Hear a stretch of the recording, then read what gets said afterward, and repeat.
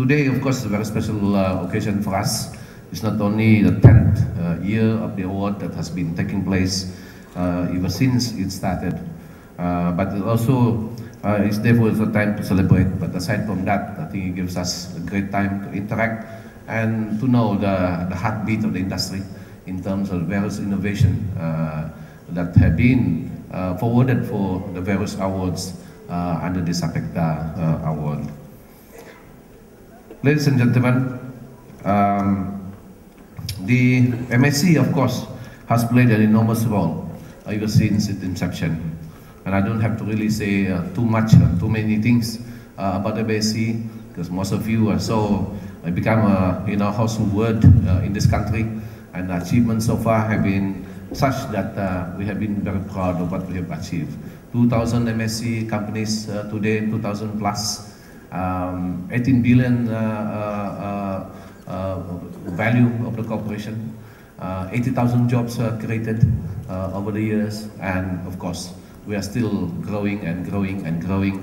And I think the kind of quality submissions that of 300 and plus that have been forwarded to this to the evaluation panel reflect enormous amount of innovation and creativity that have taken place. I think for that, I want to say congratulations to MDEC again for putting up this award for this tonight, and those groups who have been involved not only in past years, but in this particular year, whereby the numbers of companies and entrepreneurs who participated in submitting their innovation have been such that it's a marked increase compared to previous years.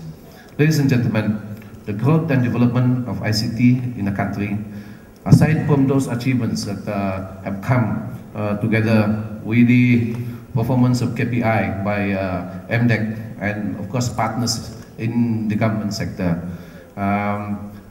the development of ICT in the country can also be seen in the manner in which Malaysians have embraced technology in their daily lives. The trends show that there has been explosive growth in ICT use and adoption as more and more Malaysians become increasingly ICT aware and ICT savvy. In 2000, when the inaugural MSC Malaysia Apicta Awards was first launched by former Prime Minister Tun Dr. Mahathir Mohamad, the PC penetration rate was still relatively low at about 13.5% of households. Today, it has reached around 45%. Then about 2/3 of households had fixed line connections, and on the average, cellular phones were in the hands of just 22% of the population. Today, more people prefer to communicate wirelessly, resulting in a considerable decrease in fixed line connections to about 44.5% of households, and huge rise in the cellular phone penetration of more than 100% of the population. That shows that Malaysians hold more than one phone, and averaging even in the hills of Sabah and Sarawak. My ketua kampung, so village chiefs complain against about government machinery, my DO, something like that. A guy that has no power in the hills, they can send SMS to me and say, Datuk, tolong kasih tahu itu DO, ini tolong kasih tahu itu majlis daerah, and that is that today, averaging more than 100% of the population in terms of cellular phone penetration. This means that many Malaysians have more than one cellular phone, as I have said just now, and proves that that we simply love to talk. Malaysians also politicians, I think. Malaysians obviously also enjoy chatting with each other via SMS. In 2002, when the related statistics were first compiled, it was found that 3.6 billion SMSs were sent. That might seem like a lot of messages, but it pales in comparisons to the over 73 billion SMSs that crisscrossed the airways last year. Malaysians also have taken to the internet in a very big way. Internet use among individuals and businesses has surged over the past decade, and correspondingly, penetration rates have increased substantially. The household broadband penetration rate currently stands at about 24.8%. Of course, we are working very hard to meet the stated target of meeting 50% penetration towards the end of next year. I personally was hearing mostly, I'm still confident. I think if we can put our act together, that we will still reach that target. Very much dependent, of course, on my other colleagues and ministries involved, much so in Telecom Malaysia. And it's estimated, therefore, that more than half of the population use internet regularly, primarily through broadband connections, either at home or at work, or both. The local internet scene is, as we all know, very much alive and kicking, more than kicking.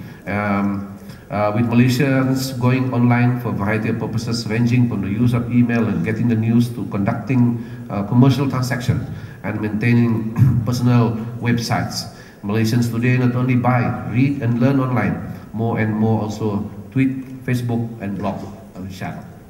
It is clear that the basic foundation for the further development of ICT in the country is solid, and we have before us many opportunities to move forward in creating a vibrant and thriving high-value knowledge economy. A key component of this economy is the advanced large bandwidth infrastructure required to enable the development and use of cutting-edge applications and services. Industry players such as those in the telecommunication sectors, and they are all here tonight, are constantly upgrading their network to offer more compelling services.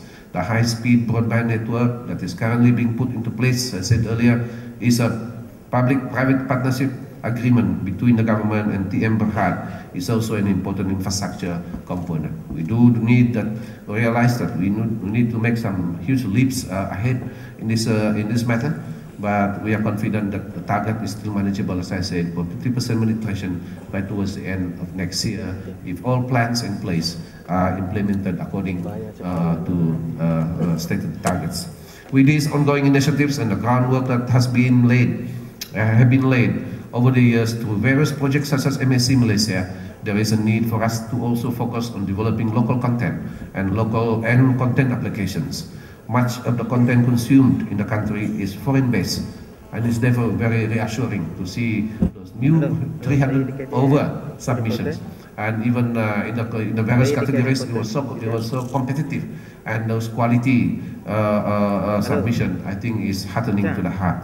And although we see more increase in the development of local content, there is strong potential for further growth in the area as the infrastructure to support content and content application requiring high-speed network is progressively being rolled out. Ladies and gentlemen, the concept of the borderless world has been talked about for some time, but our world is now becoming truly so.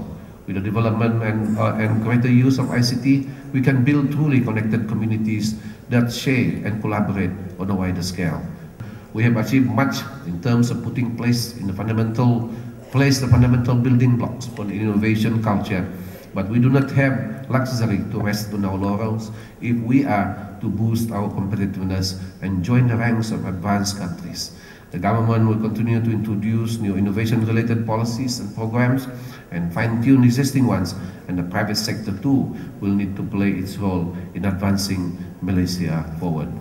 The challenge before Malaysian ICT companies and entrepreneurs, many of whom are represented here tonight, is therefore to build upon the successes that we have achieved and the foundation that we have built since the launch of MSC Malaysia more than 13 years ago. We must innovate further in developing applications, services and content that will enable us to become a highly connected, knowledge-based, innovation-driven society and economy.